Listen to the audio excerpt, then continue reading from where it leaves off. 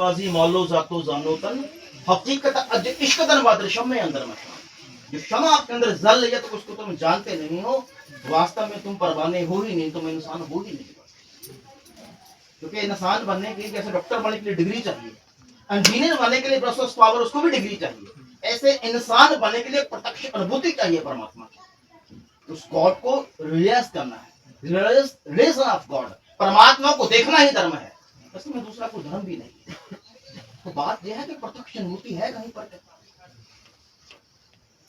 बात वही है कि कोई बैठे और शून्य के अंदर, क्योंकि एक इंसान के श्वास का पता नहीं है अगला श्वास आएगा या नहीं आएगा। इस बॉडी के ऊपर प्रोसेस ऐसा कोई पार्ट नहीं जिसको मैंने काट कर नहीं देखा, फिजिक्स ऑफ द पावर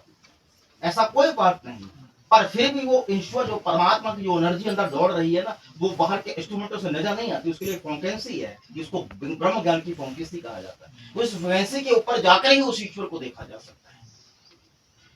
और शास्त्रों के अंदर इसी का वर्णन है कि जब आपको ऐसा गुरु मिलेगा तो बातें नहीं करेगा, अपनी एनर्जी को तुम्हारी बॉडी में ट्रांसफॉर्मेट करेगा, तुम्हारी इस आपको थर्ड आइज को जिसको दसवां द्वार कहा जाता है, इसको खोल कर दिखाएगा। तब मानना कि मुझे आज गुरु मिला है, मेरे जीवन का लक्ष्य पूरा होगा। परमात्मा से मिलना भक्ति की शुरुआत है, परमात्मा में मिल जाना उसका लास्ट है ही नहीं। अगर लिखा है शास्त्रों में कहीं ना कहीं तो होगा, कहीं ना कहीं तो होनी चाहिए, ऐसा तो नहीं हो सकता। में लिखा है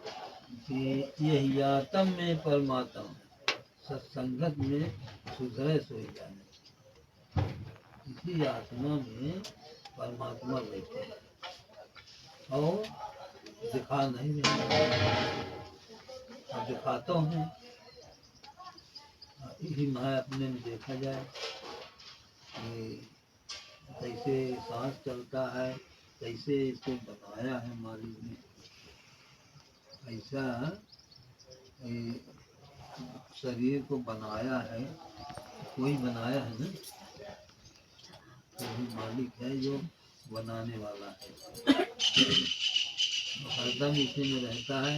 मालिक जौन है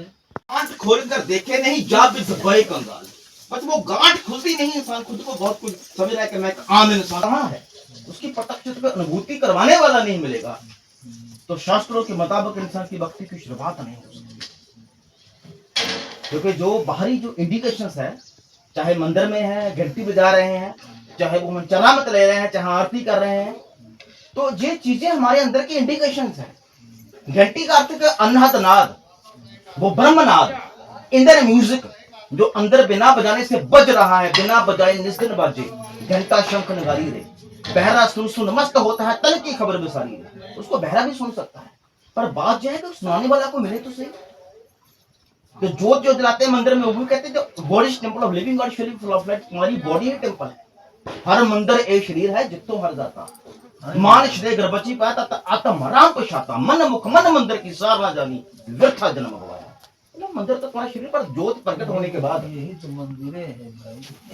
पर देखने के बाद देखना तो देखने छोटी के लिए होश आप नहीं है। देखो साईं, अभी खुद आप कह रहे थे कि सुमिरन दिव्य दृष्टि हुई आई, तो किसी बात को सिमरन करोगे तब दिव्य दृष्टि आएगी ना। देखो सिमरन की बात अगर कर रहे हो ना, तो आप तो आप बेसिक आसान मैं कह रहा हूँ, आपने पर सिमरन का अर्थ हमने क्या खुद कहा ना, अरे सुमिरन दिव्य दृष्टि हो जाए, आप कुछ करोगे उसके बाद जब प्रकट होगा तभी तो होगा। आप अभी सिमरन क्या है? जैसे दातन कहा कि उन्होंने पर नहीं नहीं, हमने कहा है, जैसे दातन कहा प्रतीत की रीत से देह दिखाई, तो प्रेम तो करना पड़ेगा आपको, प्रतीत की रीत से देह दिखाई, तो आपको किसी से